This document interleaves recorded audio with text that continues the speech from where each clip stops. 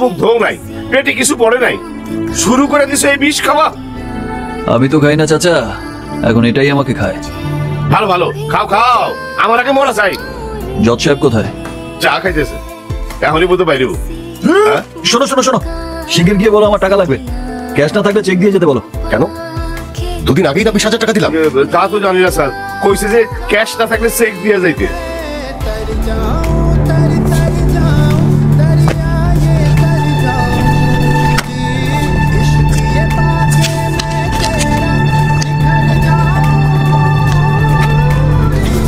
নাও টাকার অঙ্ক বসিয়ে নিতে বলো।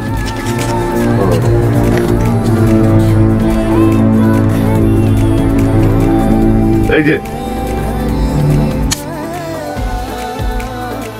টাকার অঙ্ক তো লেখেনি।